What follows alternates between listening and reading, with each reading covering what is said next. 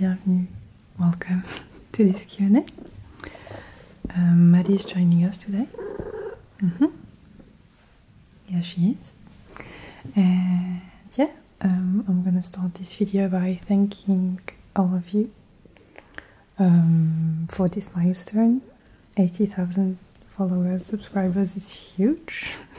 So thank you so much for taking an interest in what I do and my videos. Yeah. Sorry, I'm also handling Maddie, who both wants to play with the mic cords and drink my coffee, so she's a lot to handle. But we're fine. Okay, so I wanted actually to start off by saying that I have here a list of questions I'm going to be answering, but I didn't take some which I've already answered in the past, such as why behind the moons, and wait, I actually noted them down. So yeah, the channel name, how I started doing ASMR videos, I've said it a couple of times in the past, how I learned English, and how long does it take to make a video, all of that. So I've already answered those, so I think you can watch my latest Q&A video if you want these answers, but yeah, you will find them somewhere, for sure. I also wanted to let you know that I have a PO box now. I have a PO box now.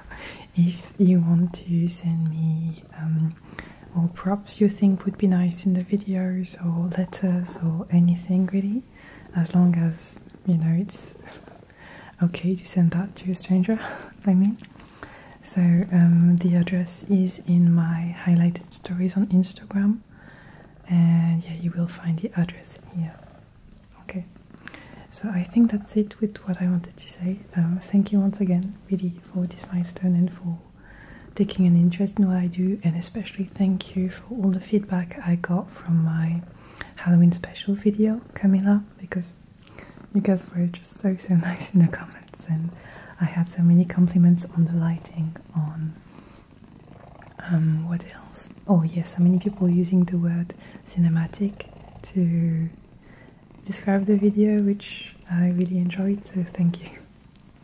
Okay. So I have a bunch of questions. I'm not going to do them all because it would make like a 4 hours long video, 3 hours maybe, so I will be answering as much as possible today. Okay. So first question from Neil: how are you? How is life? Thank you for asking, first of all. And I'm doing okay. I've been sick for like a week and a half now, so I'm almost done with it, really. But yeah, I've been a bit sick recently, but apart from that, I'm pretty okay. I've just been a bit struggling lately with being proud of my videos, so which is why I emphasize the fact that I'm really happy with all the feedback I got, because I don't know, even when I finished the vampire video, I was like, it's okay, you know. I could have done better, you know, so it's always a struggle for me to really be proud of what I do. And yeah, even with my photography, I really try to be proud, but I'm like, oh, I have so much more to learn, you know. I can tell I'm not that good yet, so it's always a struggle for me to just be happy with what I did and, you know, to appreciate that. But apart from that, life is pretty good. I have an amazing girlfriend, I have an amazing cat, I have friends, and I'm doing what I love as my job, so really I'm pretty happy here. And apart from this flu I got, I'm pretty healthy as well, so it's cool. Yeah, I'm still a bit battling with sad feelings often. Yeah, this is an ongoing fight of mine, and I know that overall in my life I'm in a good place, so that's cool. Okay, second question. Yeah, I was wondering if we could get to know your cat better. how old is her? Where did you get her? Also, did you ever have any different pets, cat? And do you have plans to expand the family? Okay. Well, Maddie, who's right here purring, is adorable. She's my cat, and I've had her for a year and a half now. Yes, I had her in April 2020 during the very first lockdown, and she's actually a stray cat originally. So I'm looking for a word in English, but the people who found her do this, you know, they rescue stray cats basically and find them homes. And basically, yeah, they were like, we found this cat who would like to adopt her, and I couldn't even met her before I chose to adopt her, so I'm really happy I did. And yeah, I knew, you know, she wasn't in the best conditions because actually Maddie doesn't have all of her teeth. She always only has the front teeth and they are a bit crooked, but all the side teeth cats have, she doesn't have at all. And when I got her, she also had like battle scars and fresh wounds as well, but so far she's been doing very well, you know, apart from a couple health issues she does have. She's overall happy here, and she's actually really cuddly. Really, whenever I sit somewhere, she just loves to get on my lap and purr, basically just like that. So, I don't want to show her to you right now because I don't want to annoy her, but really she's yeah, she's amazing and she's really nice, and I'm really happy I have her. And I've had cats in the past. I grew up around cats, so I basically already knew how to take care of a cat, so it's nothing really new for me. Okay, so that's it with Maddie. Thank you for the question. Oh, I didn't say who asked that. It was Domonokles. Thank you. Okay, now I have a couple of questions on my job. First one is from Vibe Guy. Are you a full-time ASMR creator? If so, what did you do beforehand? And actually I have the same kind of question in French from Yohann Fallourd. Moi, je voulais savoir si ça te plairait de vivre de l'ASMR ou si ça restera toujours un hobby que tu partages avec nous. Donc, pour cette question, je l'ai en français et en anglais, donc je vais répondre dans les deux langues. For this question, since I had this in both languages, I will answer in both. But yeah, so ASMR is my full-time job since January 2020, basically. So it's been almost 2 years, and I'm really happy that it is my job because I really want to pursue creative activities, so it's perfect for me. And what did you do beforehand? I was an engineer and I worked in a bunch of different companies, but I found myself oftentimes just longing for more and longing for, you know, to do something creative and something that matters and that helps people. And I didn't really have that before with my old job, so that's why I chose to really try ASMR completely and do this all the time and see if really it was something I wanted to do all the time and if I could even make a living out of it, you know, which wasn't definitely a given at first. Donc, est-ce que ça te plairait de vivre de l'ASMR ou est-ce que ça restera toujours un hobby que tu partages avec nous? Ben, en fait, c'est mon travail à temps plein depuis janvier 2020. Donc, avant, j'avais une chaîne sur le côté que j'alimentais quand je pouvais. Et depuis, c'est vraiment devenu mon métier, quoi. Je fais ça à temps plein. Et voilà, ça me plaît beaucoup. Donc, c'est toujours une passion. Mais maintenant, je suis même payée pour le faire. Donc, c'est quand même assez génial. So, yeah. yeah, so this is my job for full-time, yeah, so if you want to support me, you can, of course, by watching my videos as you are doing right now, by subscribing, of course, to my channel, and if you even want to financially support me, you can support me on Patreon, for example, or even on YouTube. There's the join button near the subscribe button, and if you want to, you can join the channel, which means that you give me a couple euros, dollars per month if you want. Okay. Next question is from Milo the ASMR dog. Hey. Since creating YouTube video full time, do you ever miss your old job? And yeah, I kind of answered that one, I think, but I do not miss my old job.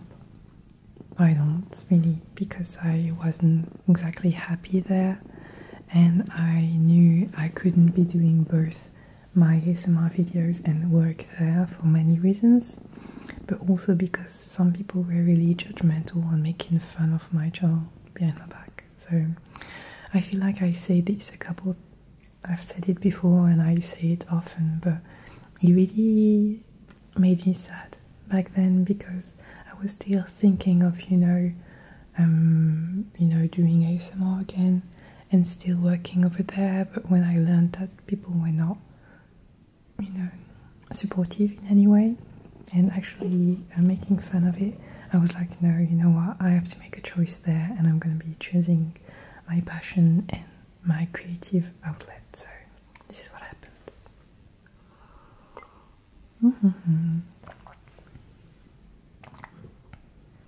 Now from Ethan, if I remember correctly, you said that you quit your last job to focus on ASMR last year, so are you staying with YouTube or considering moving to other opportunities? And how do you feel about YouTube now? Well, currently I'm definitely still focusing on YouTube and the channel, although I try to be present on other platforms. I'm on social media, Instagram, Twitter, TikTok as well. And I'm also trying to develop photography, because I've always been really much interested in lighting and the visual aspect of video, and being able to express other stories and emotions through photography is really something that I'm really passionate about, actually. So I still want to focus on that. I've also been streaming a bit on Twitch. And yeah, I think that I still want to focus on YouTube, but there's not just that, either. And how do you feel about YouTube now? Well, I'm not sure how to answer that one, really. To me, YouTube has always been part of my life ever since I was a teenager. So now it's a bit different because I'm making a living from my videos and my channel, of course, but to me now it's of course more work related and leisure. But that's the thing, it's really almost the same. Sometimes it can be confusing, and this is work, but also this is how I relax by watching other creators' videos. So it's a bit of a tricky situation, but I'm okay with YouTube overall. Sorry, I'm not so sure how to answer this one. Okay. From profetadesanramon, I'm always gushing about the cinematography on your video. What are your biggest inspiration? Thank you. And actually I have a couple questions on my inspiration for photography and videography.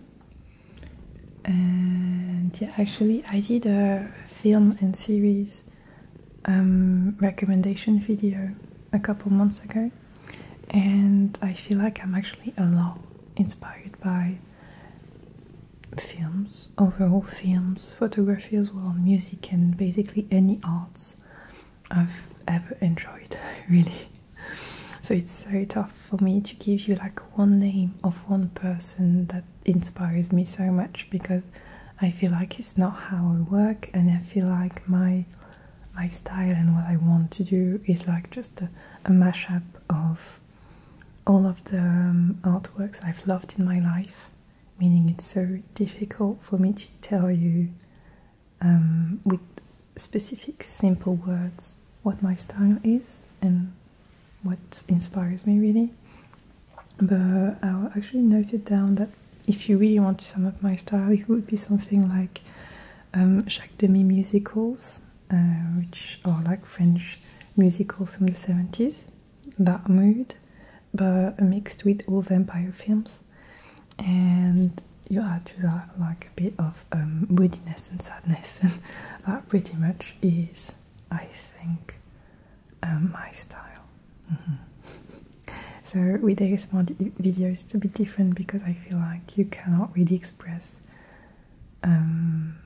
yourself completely as a creator, because you have to, you know, help people relax and be comforting and be nice and be soft. And I'm not always like that at all, but as an ASMR artist you really have to, you know, keep in mind that people are here to relax, and you can't, you know, be you know, too grave, or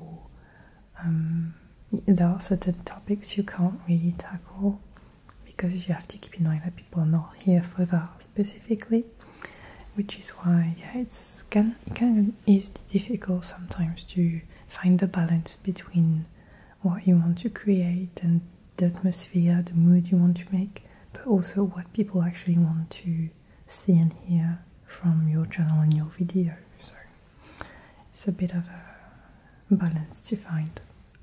One thing about inspiration as well is that with my recent Camilla video, so many people said, oh, it looks just like Hammer movies, Hammer film, Hammer horror. And for the Camilla video, I didn't have like a mood board or inspiration pictures or any specific images I wanted to get inspired from to make the visual. But I realized that I just watched so many of these, you know, older horror movies that just, it's somewhere in my brain, and I can, you know, it's like a reference book I have somewhere of all the films I've loved and I've watched over the years, and like I can just get inspired from them without even putting a word into what inspired me, because it's somewhere in there, you know. And yeah, I think that's all I have to say about that.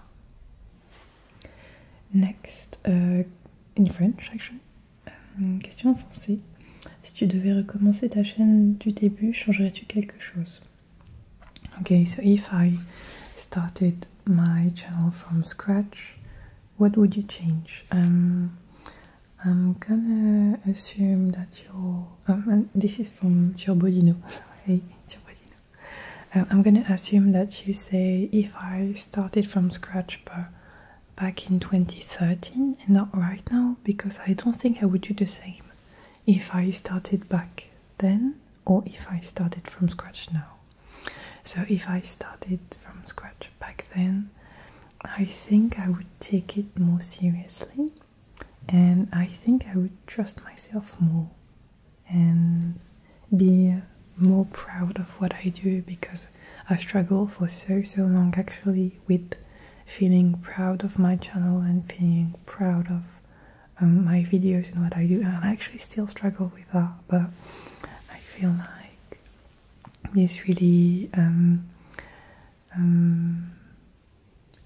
didn't help me with my channel growth, because I couldn't produce any videos some years for many months, because I just didn't know if what I did was like good quality, or if I should be ashamed of making ASMR videos or that. So if I could start from scratch right now, I would I think would be more self-assured in a way.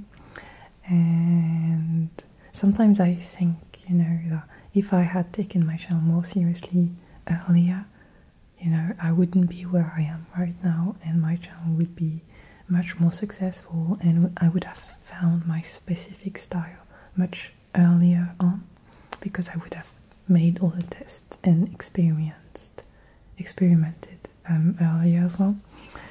But I think that it's not really too good to dwell on the past and think of all the things you could have changed. But if I could have changed one thing, it would have been to be more consistent, mostly, which would then have helped me, you know, gain more self-assurance and get my style also more quickly, I think. Next question: if you ever outgrow YouTube and move on to better things, would there be a scenario where you decide to delete your channel? From Neilaranda. Hey.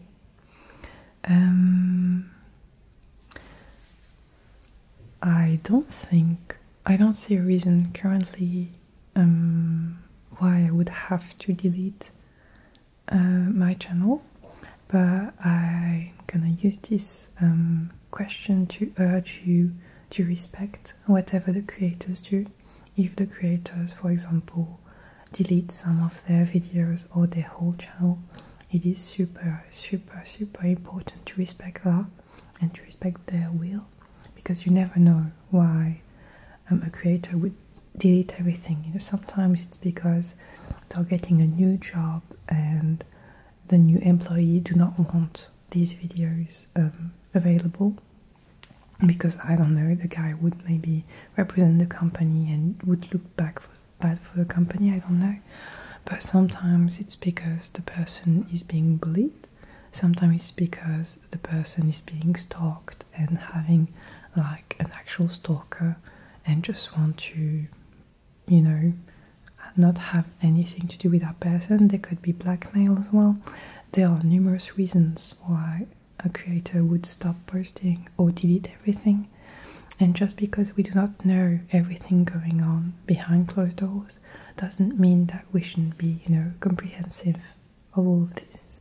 So yeah, I would say that I don't see any reason why I would find myself in this situation, but either way I think it's really important that people respect that, even if it's your favorite creator and you're gonna be missing the video so much, you know, just important to respect their will, because I feel like oftentimes people don't realize that creators are actual people living their own life and they are just not you know, characters in a screen, because really with the internet it's so difficult sometimes to have empathy for people you don't know or people producing content, because, you know, it's hard to see them as complex people, but all ASMR creators are their own person, you know, and you must remember that we are only showing you like a tiny portion of who we actually are. So yeah, you never know, and yeah, I think that's it. Next question is from Yohann SMR. It is in French. Est-ce que tu penses que faire des vidéos ASMR en anglais et aussi en français a aidé ta chaîne à grandir? Do you think that making ASMR videos in both French and English helped your channel grow? Okay, I'm gonna answer first in French, then in English. Alors, c'est une très bonne question. Je me dirais qu'en 2013, ça a dû aider ma chaîne à grandir, surtout parce qu'il n'y a pas beaucoup d'ASMR français, j'en faisais surtout en anglais à l'époque. Donc peut-être qu'il y avait plus d'audience aussi en anglais à l'époque. Mais je dirais que sur le long terme, c'est quand même un peu handicapant. Il y a des gens qui regardent des vidéos en français et pas les autres, par exemple. Et je sais aussi qu'il y a des gens, enfin je suppose qu'il y a des gens qui décident de ne pas s'abonner en se disant « Ah, je fais des vidéos quasi qu'en anglais et moi ça, il n'y a que les françaises qui m'intéressent, donc autant pas s'abonner en fait. » tu vois. Donc je dirais que c'est quand même mieux d'être spécialisé dans un langage pour une chaîne. Après moi je sais que j'aime bien quand même faire les deux, j'aime bien pas trop me prendre la tête là-dessus et pouvoir faire la même vidéo dans les deux langues, parce que je sais que ça va plaire à différentes personnes. Mais je dirais que c'est peut-être pas très pertinent. Je pense que si j'avais pas déjà l'audience dans les deux langues, bah je ferais qu'une des deux langues, parce que ça, y a un côté un peu, c'est confus pour les gens, pour certaines personnes. Donc je sais pas si c'est une très bonne chose. D'ailleurs, quand tu regardes, il y a pas mal de gens, quand ils font de l'ASMR en plusieurs langues, ils font différentes chaînes en fait, pour les différentes langues. Donc je sais pas si ce serait une très bonne chose pour une nouvelle chaîne. Je sais pas si je conseillerais forcément de faire ça. Mais bon, après, j'ai pas fait les études comparatives non plus, mais en ressenti, je dirais que ça n'a pas forcément aidé et que peut-être que ce serait plus pertinent de faire que dans une langue. Mais après, je suis pas sûre de ma réponse. So, did it help with growth doing videos in both French and English? I'm not so sure it did.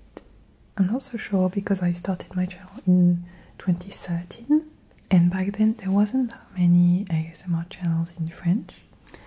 And thinking of it, I think it may have been smarter for me to make all of my videos in French back then, because then I would have been like one of the kind of first channel in French, which would have been, I think, more interesting for growth later on.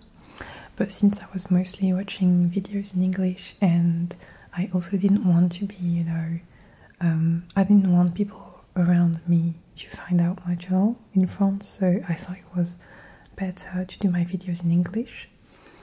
But I don't think it was really a good thing for growth, because now I find myself having comments of people telling me, oh, I only watch your videos in French and I don't even watch the other ones, you know, so meaning I have subscribers who watch like one video every 6 videos, which isn't really good. And I think also that some people just do not subscribe because they are only here for the French videos and they just don't care about the rest again. So I wouldn't say it's really a good choice for a new channel to do different languages, I think, because I've seen other creators really do separate channels for separate languages. So I'm assuming it may be smarter to do it this way, but I couldn't really be sure. So that's just my intuition talking. Okay, from Eddie Osmium, just wondering what kind of career you're either in or would go into if you couldn't do ASMR. Right now, if my job wasn't to do ASMR video full time, I'm thinking what I could be doing, but okay, if we are like realistic, I would love to be a photographer, and is it even realistic? I don't know, but if I wasn't doing videos, I think I would turn to photography, because right now it is like a passion of mine, but I'm pushing to try, you know, making paid photo shoot as well, which hasn't happened yet, so it would be nice to do this at some point, but it's not current at all. And yeah, if you want an unrealistic answer, I don't know.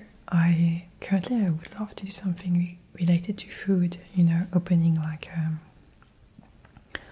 a stall. I have this stupid idea, which is that I would love, in my head, I would love to have like this shop where I do super fancy canapé thingies, you know, one bite stuff that you eat sometimes, and it would all be super, you know, fancy and just a lot of work put into these bites. I've never worked with food ever, but I would love to have that kind of store somewhere and even to own it, but yeah, I don't know. Something food related I would love to do, but it's not realistic because I've never worked in that environment ever. Okay. From Manny M, did you see yourself having a YouTube channel, and is there content outside of ASMR that you would like to create? I actually didn't see myself having a YouTube channel when I was younger, because I've always been like a lurker, and I think I'm also still now very much a lurker, because for example on Twitter, I'm pretty bad at Twitter, I think, because I lurk a lot and I like, but I'm very bad at commenting and creating really content. And now I do it because I know it is kind of expected of me to be present and active on different platforms, but I know that naturally I'm not much of a talker. I'm not much of a person who will just ramble on about their day, on what they're doing and what they think about this or that, so it's not really me.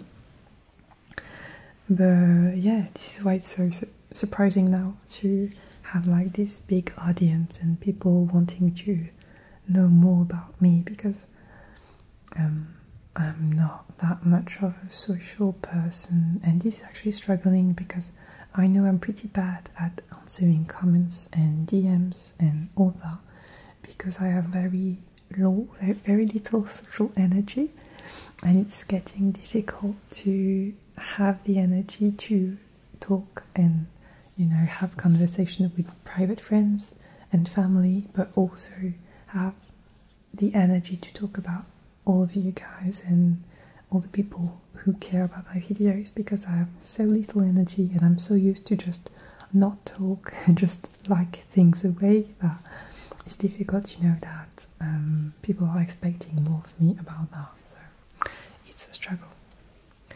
And is there content outside of ASMR that you would like to create? Yes, pictures, photography, definitely. And yeah, I may even tell you, I told you already that I have an Instagram page of my pictures. I don't think I've ever mentioned it in a video, of course, so this may be news for some of you. But yeah, I'm gonna let you have the link in the description if you want to see what I do. But as I said, I feel like I still have so much to learn, so yeah, I'm not done yet, I'm not finished. Okay. Oh, amazing question from Wosi. Buffy, what, if anything, would you change if you had made the series? So we are mentioning Buffy the Vampire Slayer, TV series from 19 to early 2000s. And yeah, I thought about this and I know exactly what I would change. I would change Spike's storyline, because I know that the creator of the series was really saddened by the fact that the fans loved the Spike character so much, and I think he tried to really make us hate him in a way. I don't know, I think he really screw up his character storyline on purpose, you know. And basically what I would change is that I wouldn't have Spike do the physical aggression he did on Buffy. If you watched, you know which one I'm talking about, because I thought it was off character and uncalled for and gratuitous.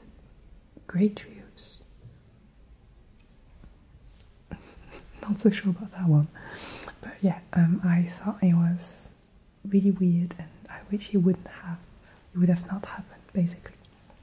Also, when I read this question, I thought about what about Buffy and Faith? Would have I made them date? But I think there was already so much tension between them, you know. It's like both are portrayed as straight women, but there's definitely a tension between them which both didn't quite know how to handle, and even how to self-recognize in a way. So I think we pretty much had something blurry like that. Ok. Lisela, coucou. Question en français. Question in French. Comment ressens-tu le fait que les vues d'une vidéo ne sont pas du tout corrélées à la quantité de travail? Cela change-t-il ta façon de créer?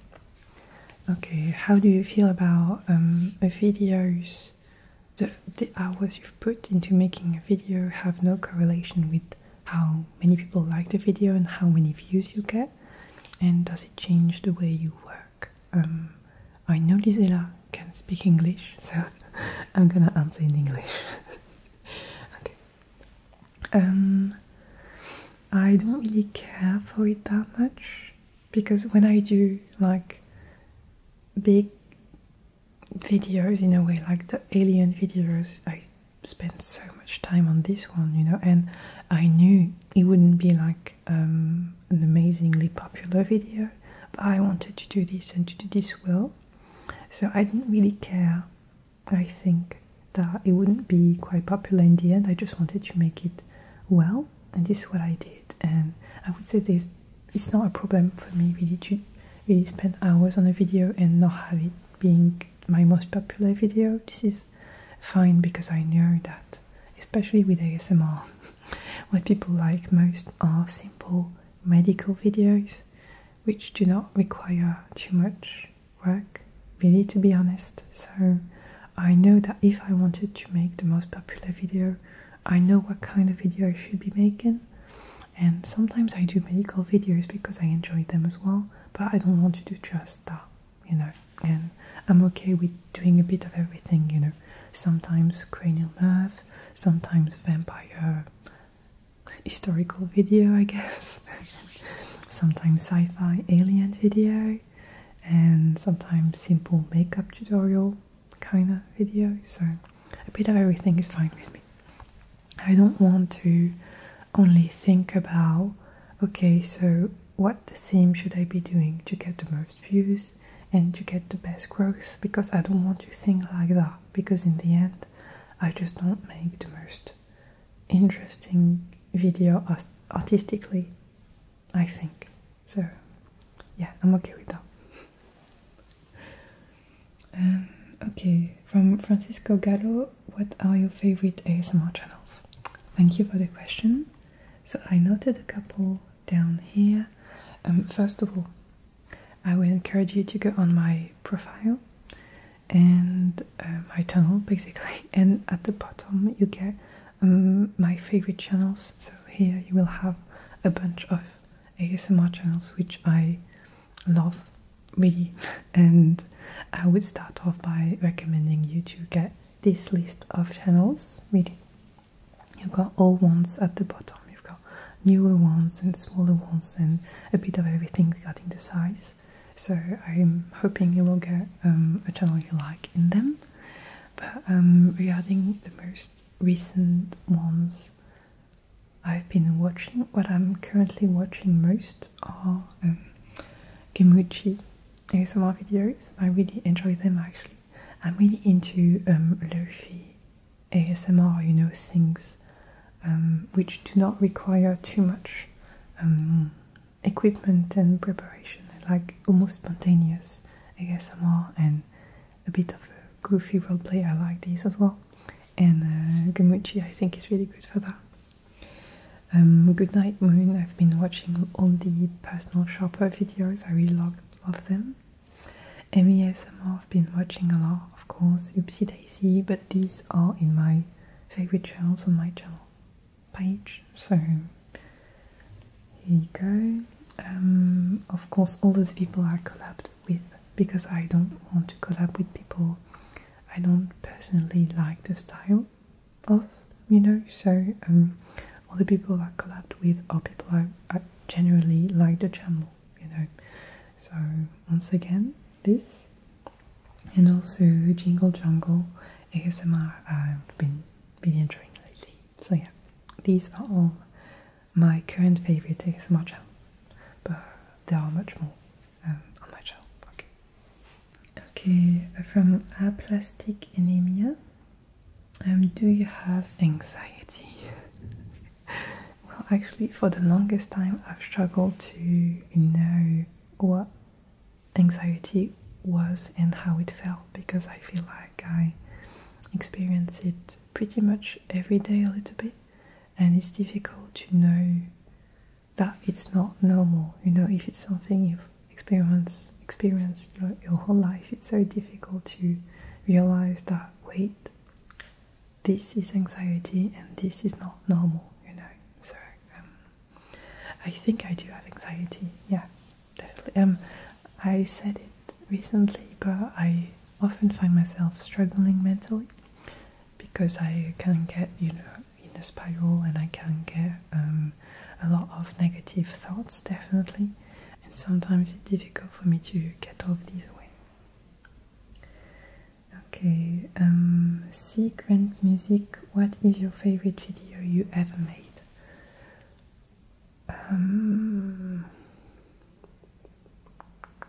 I think I'm gonna tell you a bunch of videos because it's difficult for me to tell you.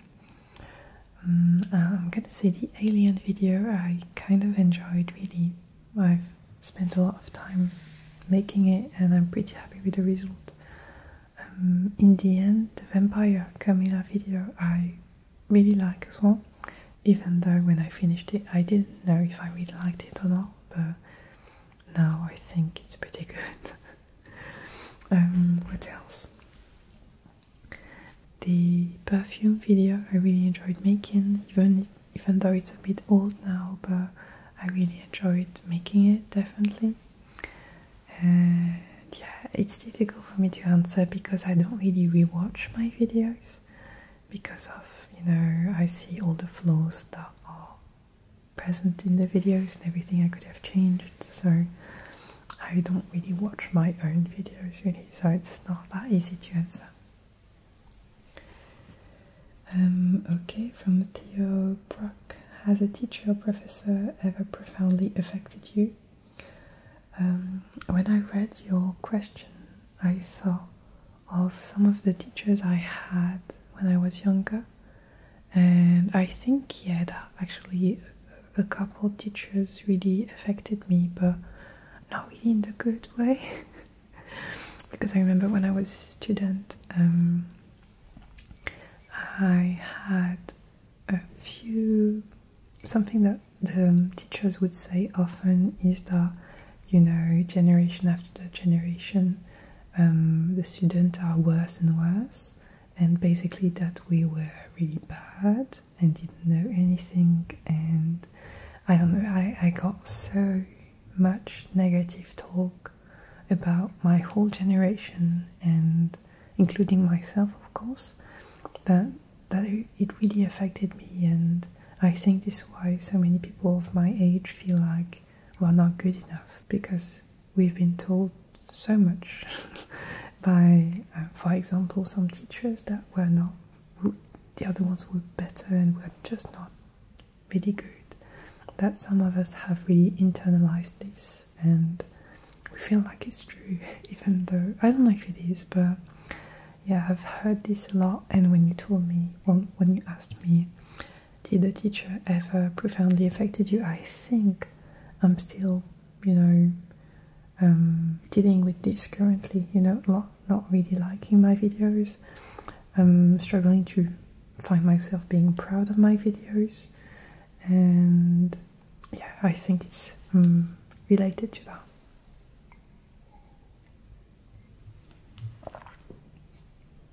From David Flowers now. What has changed in your life, either personally or professionally, in comparison to when you started ASMR? What was something that is easy for you now but was more difficult when you started? What has changed when you started ASMR? It was so long ago. It was like in 2013, you know, so I think I'm much more confident in myself right now, which is a very good thing. And what's easier for me now, I think, is setting boundaries with parts of the audience and handling the comment section and the DMs, because I remember when I was younger there were some people who were making me feel uncomfortable in the comment section, because I've had so many comments on my appearance and on how some people think I'm cute and all that. And I feel like when I was younger I was like still trying to take it as a compliment, even though that made me feel really icky, you know. And now I'm like, no, if I'm not feeling good in my own comment section, this has to go, you know. I shouldn't be putting myself through this or just letting it, you know, happen, because if I let these kind of comments, other people will see them and think it's okay and normal and even maybe a good thing to tell me all these things. So I think I handle this better now, although it's still difficult, of course, but I think I'm handling this better. And it definitely is linked to being more confident in myself, in who I am, knowing myself better, and just knowing that if I'm feeling uncomfortable, well, it's enough for me to remove myself from the situation, you know. Okay, from Trend Freak, found you through your last Pokemon video. What's your history with Pokemon? Will there be more videos? My history with Pokemon is that I pretty much grew up with them. Actually, you may or may not remember, but I did another Pokemon video in the past where I played the Pokemon Silver game on my Game Boy Color, and I really grew up with it. I grew up in the 90s. I had my Game Boy Color back then, and when I was in school, really young, like 8 or 9 years old, I had like these Pokemon cards, of course, and I would trade them. So I'm definitely the generation that grew up with Pokemon. So I think that's my history with it. I remember I even had like the DVDs of the Pokemon movie, you know, with Mew and Mewtwo and all that. So it's just something that's dear to me because I grew up with it. And will there be more videos? I don't really know, because this video, the trigger word Pokemon video, took me so long to make, and just it wasn't even the fun part, you know. It was just changing the text to make, you know, to write the English name and adding the picture and everything. It just took so long that I'm not even sure I want to make the second generation, although a lot of you have asked this of me. So maybe one day when I'm really motivated, but right now I'm like, oh, I don't want to spend another 7 hours making this video. I'm sorry. Okay, what's the most surprising thing you learned about the ASMR community from Krusty Frank? Hey, most surprising thing.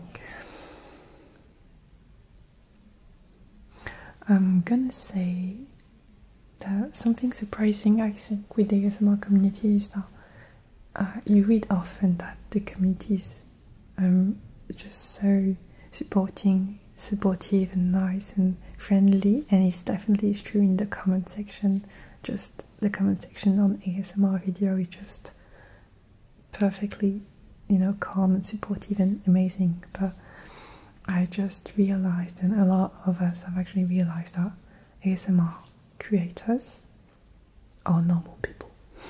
Really, like, we all have like a whole complete personality, and we don't agree on everything, and some people are nice, some people are not so nice, and just like any community, there's gonna be you know, different personalities and clashes sometimes, and just sometimes I feel like both are true at the very same time.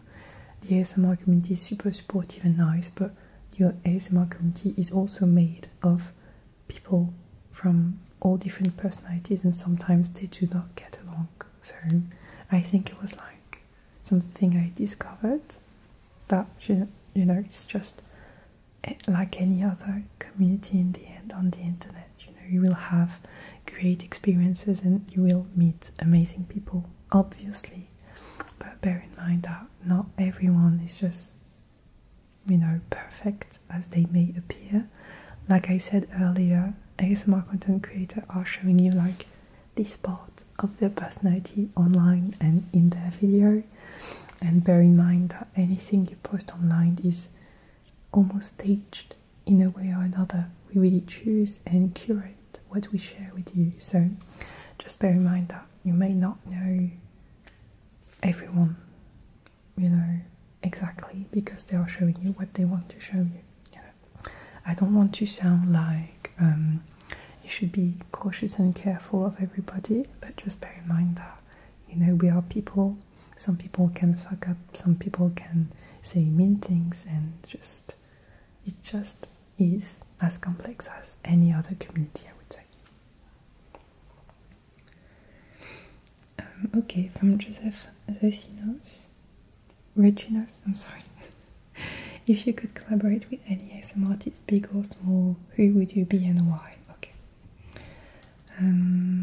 I think that the very first thing I want to say about this is that, first off, I would love to make a real life collaboration, just not a collaboration from afar, because this is what I've been mostly doing, you know, collaborating with someone I've never met, and I'm at this point where I just want to grab someone by the arms and touch them because I feel like this is something really missing in my life at the moment. You know, I spend my days in front of a computer and I socialize through a computer, but now I want to touch people and I want contact and I want to meet people, and I just want to have like that physical side of being social back into my life. So when you ask me who I would like to collab with, I want it to be in the flesh. I want to meet these people for sure, one thing.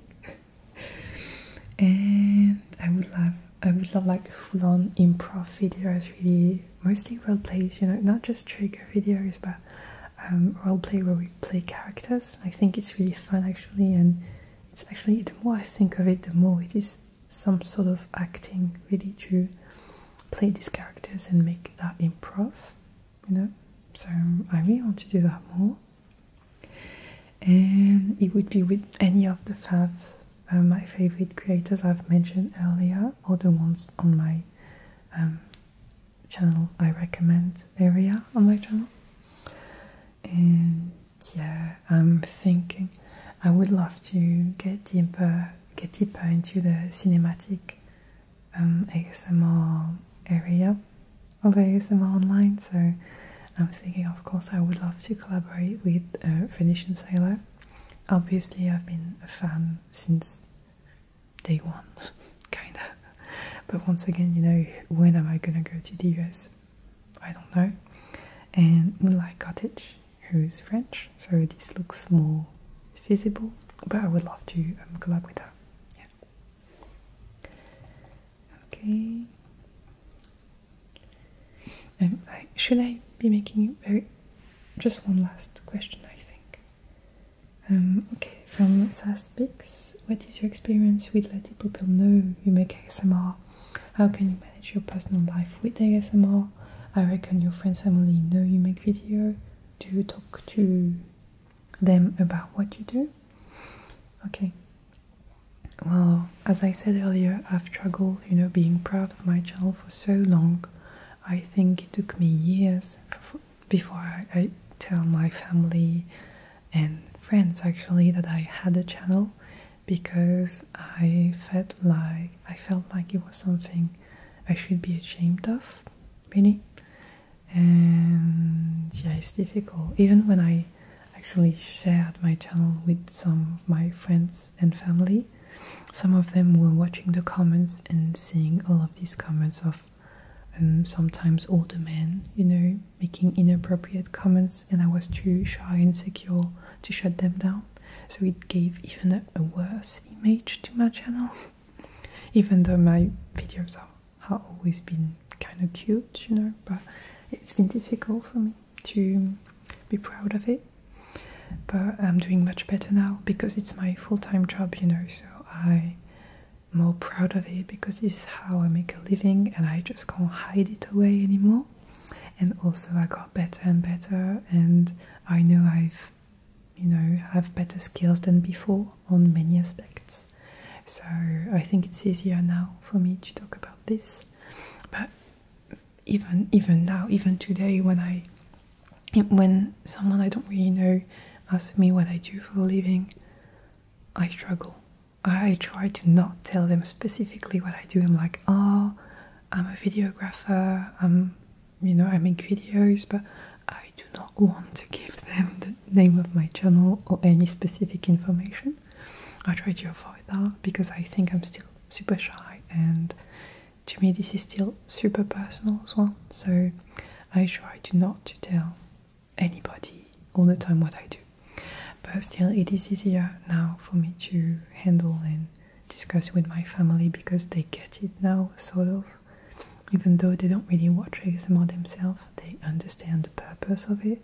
They understand that I like making them, and so they are not really judgmental or anything. And yeah, I think that's it. I have a lot more questions, but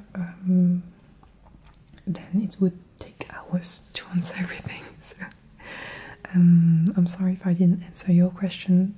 I try to, you know, rank them and do those I felt most inspired to answer. And yeah, thank you very much for participating. If you sent me something, thank you for watching. If you watched the video, I hope you found this interesting, and I will see you very soon with an actual ASMR video.